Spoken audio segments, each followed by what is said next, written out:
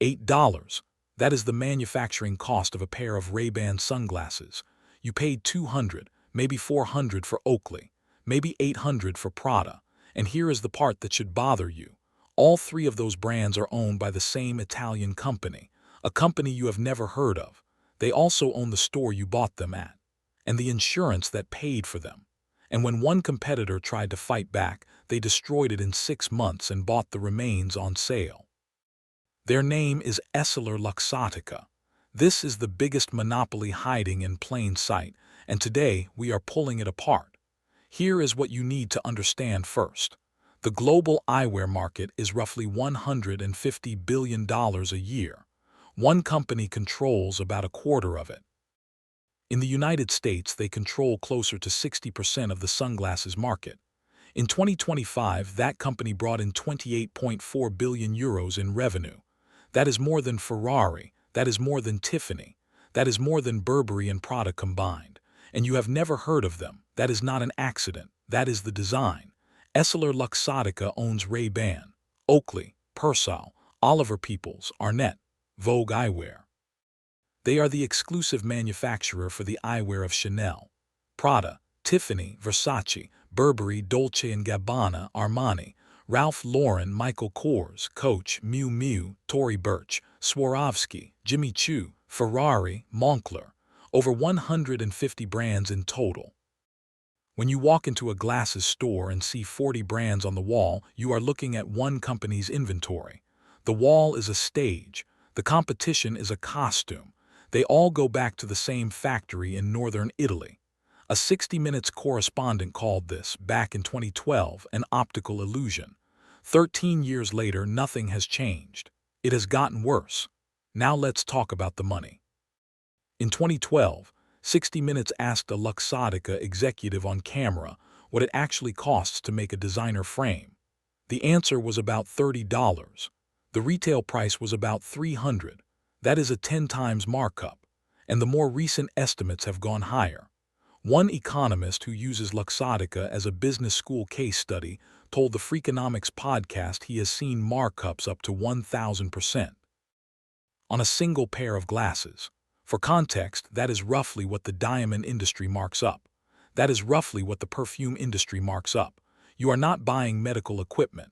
You are buying a luxury good dressed up as medical equipment. That is the trick. And here is the thing. The materials have not meaningfully changed in 50 years. Acetate, metal, polycarbonate lenses. The molds are the same molds. The lens grinding is automated and costs almost nothing. The only thing that has changed is the logo stamped on the temple of the frame. When you buy Prada glasses, you are not really buying Prada glasses. You are renting Prada's name from a factory that produces over 1 billion pairs of lenses and frames every year. The name is worth 10 times more than the frame.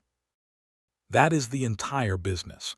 But the markup is not even the real story. Here is the real story. They own the insurance. EssilorLuxottica owns a company called EyeMed. EyeMed is the second largest vision insurance provider in the United States. 36 million members. If you have vision coverage through your employer, there is a decent chance it is EyeMed. Now read the next sentence carefully. If you have EyeMed and you try to use your benefits at Costco or at Walmart, your coverage is limited or out of network. If you use EyeMed at LensCrafters, Pearl Vision, or Target Optical, you are fully covered. Who owns LensCrafters? Who owns Pearl Vision? Who owns Target Optical? The same company that sold you the insurance. One company manufactures the frame. That same company licenses the brand name on the frame. That same company owns the retail store selling the frame. That same company is your insurance provider. That same company directs you to that same company's store to buy that same company's frame. This is called vertical integration. When it works this well, it is called a monopoly. And in the United States, we used to break companies up for less. We do not anymore. So how do you get that powerful? Here is how. In 1996, a California sunglasses company called Oakley, started by a man selling grips out of the back of his car at motocross races, got big enough to push back. Oakley told Luxottica the wholesale terms were not fair. They tried to negotiate. Luxottica did not negotiate.